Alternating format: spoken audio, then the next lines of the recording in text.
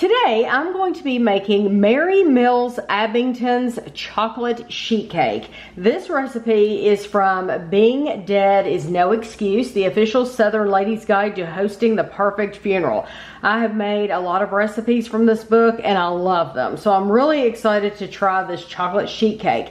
There are ingredients for the cake itself and ingredients for the frosting. So for the cake, you need 2 cups of flour, 2 cups of sugar, 3½ tablespoons of cocoa, 1 stick of butter, 1 cup of water, which I have in this glass, 1/2 cup Wesson oil, which is back here, 2 eggs beaten, 1/2 cup buttermilk, 1½ teaspoons of vanilla, and 1 teaspoon of baking soda. Then for the frosting, you're going to want 1 stick of margarine, 3½ tablespoons of powdered cocoa, 1 tablespoon of milk, 1 box of confectioner sugar, which is 16 ounces of powdered sugar, 1½ teaspoons of vanilla, and 1 cup of chopped pecans.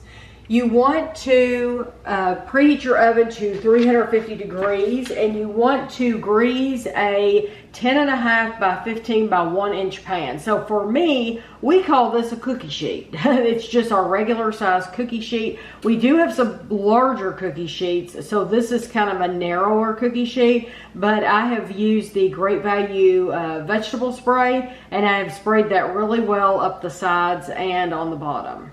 So the first thing we're going to do is we're going to take our sugar and our cocoa and our flour and we're going to put those in our mixer. If you don't have a mixer, just do it by hand and just stir them together in a bowl. You just want to mix them together. This just makes it a little bit easier.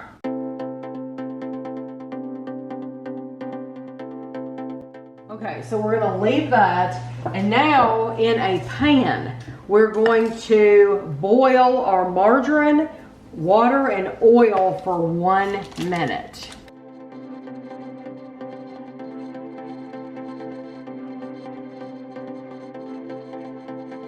This is our boiling liquid, and it's been boiling for 1 minute, so I'm going to pour this in here and mix it together.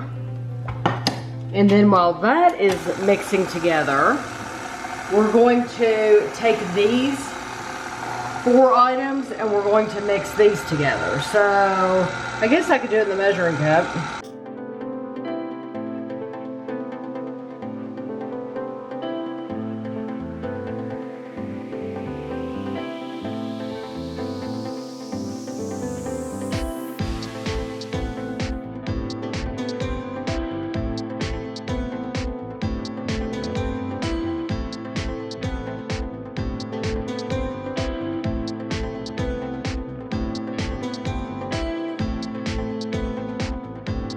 I'm going to take our mixture now and I'm going to pour it into the pan.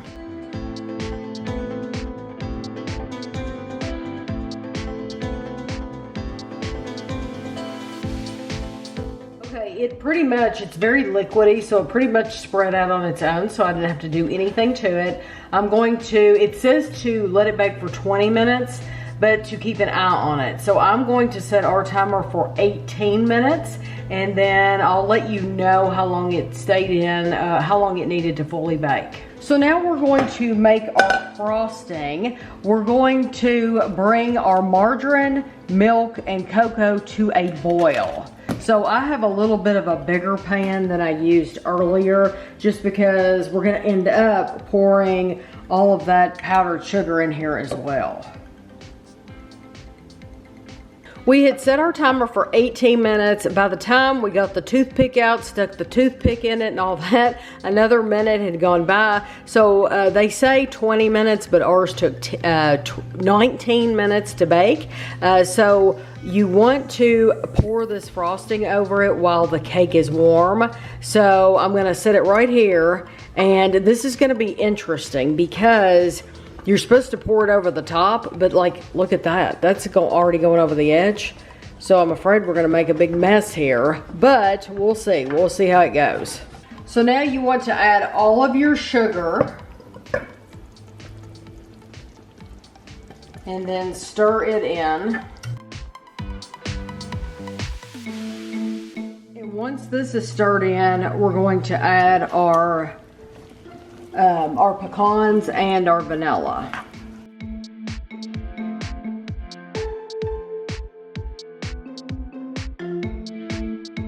So this is very dry. I think it needs some more milk. So I'm going to add a touch of milk. And it doesn't take much milk with powdered sugar. But that desperately needed something because that wasn't dissolving. And I might even end up adding a little bit more. We'll see.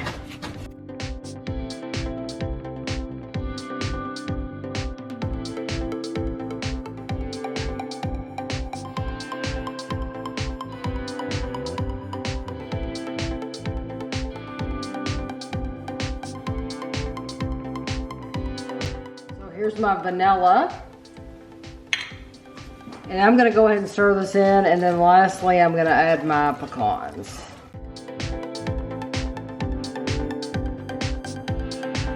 I probably ended up using about 2.5 tablespoons of milk, which is a normal amount to make a frosting.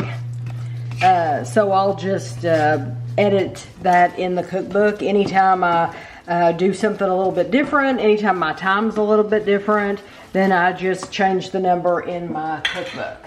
Okay, so now we were supposed to take this, and it said pour it over the warm cake.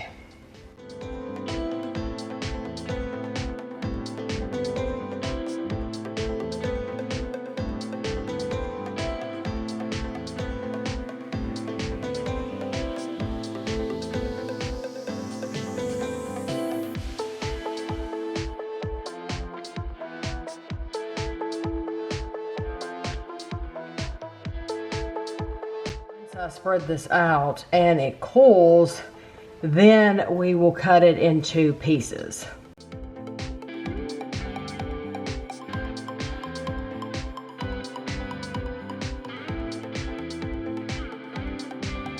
So this cake, you are supposed to get 40 pieces. So that is what's good about this cake, is it feeds a lot of people. So a piece just like this. There we go, and it came out easy and it looks perfect. The book says the glory of this recipe is that it serves a lot of people. It is proper for the reception after the funeral or for refreshments throughout the time when friends call to pay their respects. So it says, and I told you, makes 40 appropriately sized. That means not too big squares. So that is everything we have. I think this looks like a good size though. I told Dana, this reminds me of the cafeteria cakes they used to have at school. That thin kind of sheet cake. That's what they used to do at cafeterias to make it last longer, you know. You mean like a school cafeteria? See, we never had that. Oh, yeah, we had cake occasionally. They were big sheets and they would put them out in the tray, but then if you got a piece, they would just scoop out a little piece of cake for you. If they had them, I absolutely don't remember them. I remember a lot of cookies, but I really don't remember cake. I would have to ask somebody else that I went to school with. I truly don't remember. I think this is delicious.